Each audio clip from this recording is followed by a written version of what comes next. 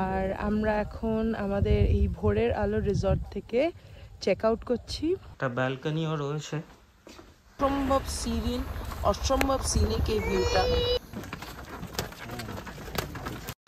Hello everyone, the dream hoppers একটা নতুন ভিডিওতে আপনাদেরকে স্বাগতম। তো আমরা কলকাতা থেকে গাজলডোবার এই পুরো 665 কিলোমিটার্সের জার্নিটা দুদিনে কভার করি। ফার্স্ট হল্ট বহরমপুরে দিই, সেকেন্ড দিন আমরা এখানে এসে পৌঁছাই।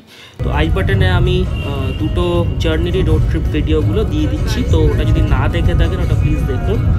আমরা আজকে 26শে ডিসেম্বর আর আমরা চলে এসেছি গাজলডোবা ভোরের আলো প্রপার্টিতে, ওয়েস্ট বেঙ্গল ট্যুরিজমের। তো তাড়াতাড়ি আগে রুম ট্যুরটা দিয়ে নিই, তারপর বাকি ডিটেলসগুলোতে আসছি। এটা ওয়াশরুম, অনেকটাই স্পেশিয়াস।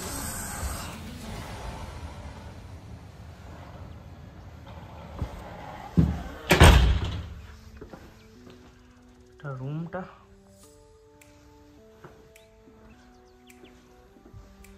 একটা ব্যালকনিও রয়েছে।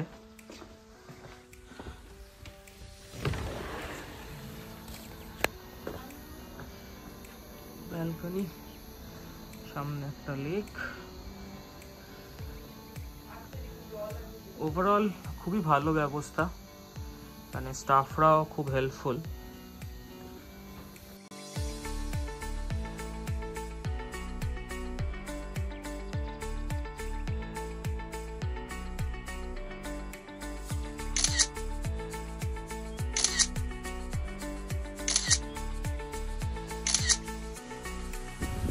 গুড মর্নিং, এখন বাজে প্রায় 11:30, আর আমরা এখন আমাদের এই ভোরের আলো রিসর্ট থেকে চেক আউট করছি।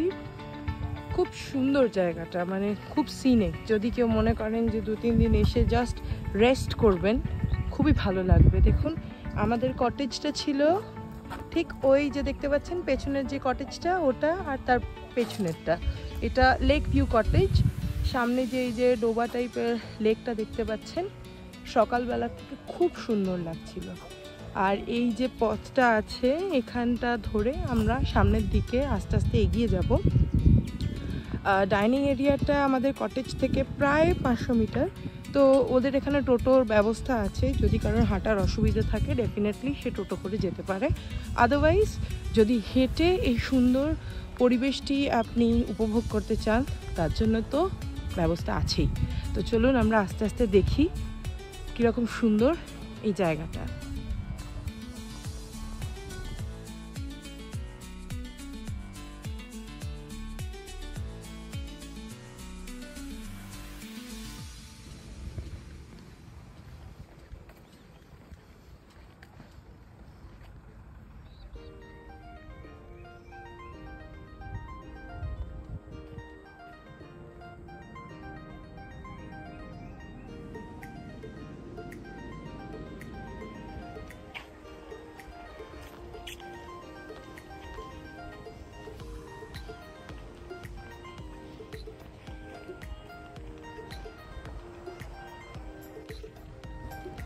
এই যে সামনের গাছগুলি দেখতে পাচ্ছেন, বেশ অন্যরকম দেখতে।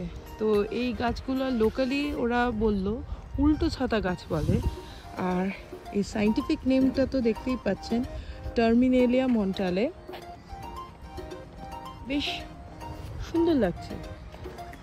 পথের দুধারে এরকম গাছটিকে লাগানো হয়েছে, বেশ একটা ইউনিক সুন্দর লুক দিচ্ছে। আর ওই সাইডটা দেখতে পাচ্ছেন, এই বাগানটার চারিদিকে ছোট ছোট কটেজগুলো আছে, তার মধ্যে কোথাও কোথাও সিলভার ওক গাছও লাগানো আছে এবং মাঝে মাঝে কিছু সোলার প্যানেলসও লাগানো আছে। বেশ ভাবনা চিন্তা করে একটা বেশ বড় প্রপার্টিকে সুন্দরভাবে সাজানো আছে। এখানকার রুম ট্যারিফও যে খুব বেশি তাও নয়। আমাদের লেক ভিউ কটেজটার ট্যারিফ ছিল 2500 টাকা করে, সো মোটামুটি ঠিকঠাক। চলুন আস্তে আস্তে রিসেপশনে কথা বলে আমরা এগিয়ে পড়ি আমাদের নেক্সট ডেস্টিনেশন গরুমারার দিকে। দেখা হচ্ছে গরুমারাতে।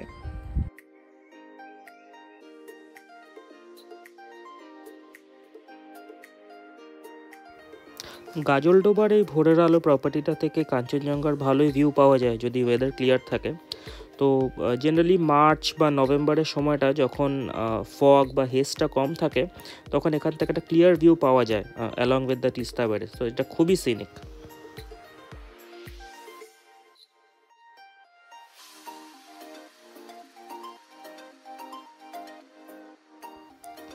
ভোরের আলো থেকে আমাদের ডেস্টিনেশন কালীপুর ইকো ভিলেজ, মোটামুটি 41 kilometres as per Google map, আর টাইম দেখাচ্ছে 1 ঘন্টা। তো চলুন দেখি কেমন রাস্তা, আর তার আগে আমরা একটু তিস্তা ব্যারেজের ওপর দিয়ে যাব, তো সেটাও দেখাই।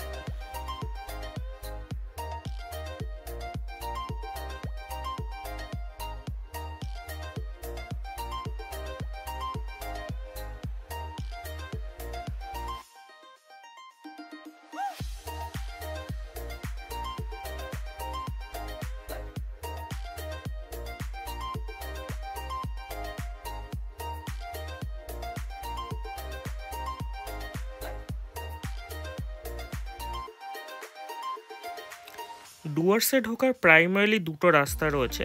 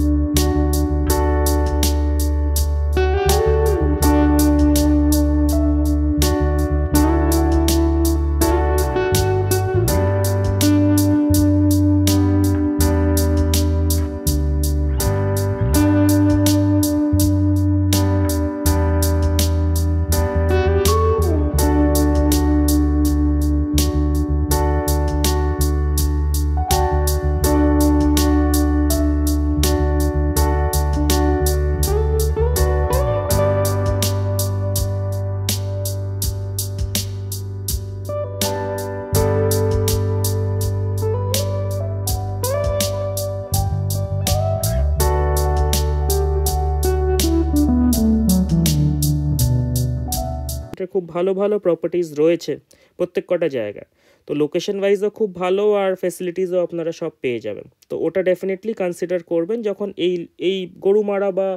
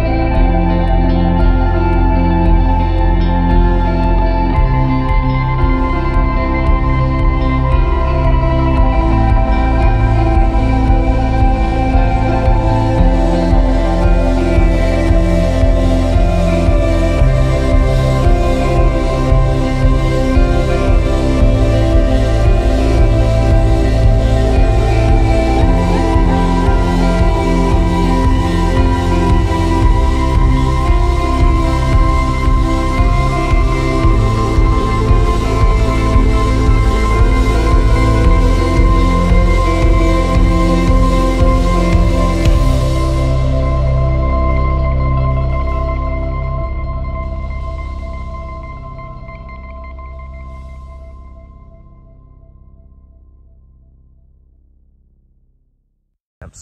তো ওখান থেকে আপনারা এলিফ্যান্ট সাফারি বুক করতে পারেন।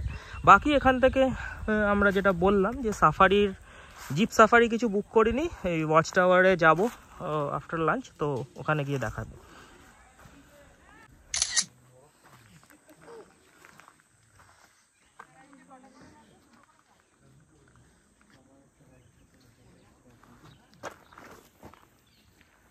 তো আমরা এই কালীপুর ইকো ভিলেজ থেকে স্টার্ট করছি, এখন যাচ্ছি মেদলা ওয়াচ টাওয়ার। আর এই মোষের যে গাড়িগুলো দেখতে পাচ্ছেন, এই মোষের গাড়িতে করে যেতে হবে। তো এখান থেকে 1 কিলোমিটার মতো রাস্তা, তো দেখি কি দেখা যেতে পারে। আমরা স্টার্ট করেছি আমাদের জার্নি। আমরা রিসর্ট থেকে বেরিয়ে মোষের গাড়ি চড়ে চলেছি মেদলা ওয়াচ টাওয়ারের দিকে। গরুর গাড়ি তো কখনো চড়া হয়নি, তাই মোষের গাড়ি চড়ে আমরা সকলে মিলে চলেছি মেদলা ওয়াচ টাওয়ারের দিকে, গরুমারা ফরেস্টের মধ্যে দিয়ে। দেখুন চারিদিকটা কেমন লাগছে। মশা, হ্যাঁ হ্যাঁ, ওর জ্যাকেট একটু ঠান্ডা। দেখতে যাচ্ছি আমরা।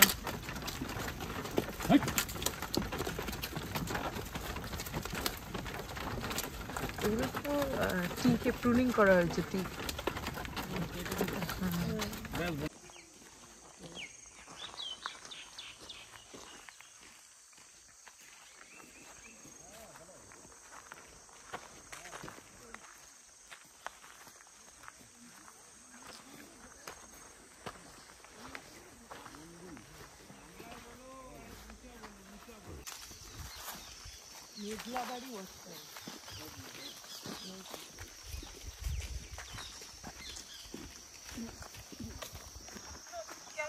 আমরা এই মেদলা ওয়াচ টাওয়ারের কাছাকাছি চলে এসেছি। এই সামনে যেটা দেখতে পাচ্ছেন এটাই মেদলা ওয়াচ টাওয়ার। আর এদিকে দেখুন পুরোটা ইলেকট্রিক্যাল ফেন্সিং করা। তো ওয়াইল্ড লাইফ অ্যাজ এন এখানে গন্ডার আর হাতি মেজরলি দেখা যায়। তো দেখা যাক, এখন তো আপাতত কিছু চোখে পড়েনি, ওয়াচ টাওয়ারে উঠে যদি কিছু চোখে পড়ে জানাচ্ছি।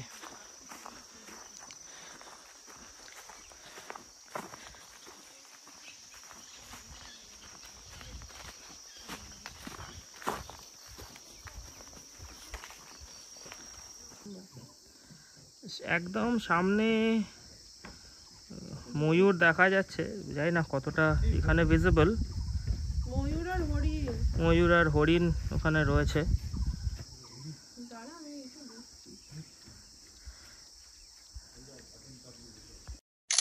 দেখা গেল দুটো রাইনো, কিছু বাইসন, হরিণ আর অনেক ময়ূর, সাথে ওয়াইল্ড বোরও দেখলাম 2-1টা। কালকে আবার সকালে আসছি, জানাচ্ছি কীরকম কি দেখা যাচ্ছে। ফিরে আসার পরে আমাদের খুব খিদে পেয়েছিল, তো আমরা হোটেলে ফিরে এসে চা আর পকোড়া খাওয়ার পর আমাদের দিল, জিজ্ঞাসা করলাম কি পাওয়া যাবে, তো আমাদেরকে বলল মুড়ি মাখা, তাই আমরা মুড়ি মাখাই বললাম। এই আমরা একটু মুড়ি মাখাই খাচ্ছি, সঙ্গে আরেক কাপ করে চা বলা হয়েছে। ভালোই এনজয় করছি। আজকের এপিসোডটা এই অবধি, খুব তাড়াতাড়ি নেক্সট এপিসোডটা নিয়ে আসছি। ভালো লাগলে প্লিজ লাইক করবেন আর আমাদের চ্যানেলটা সাবস্ক্রাইব করবেন। Thank you.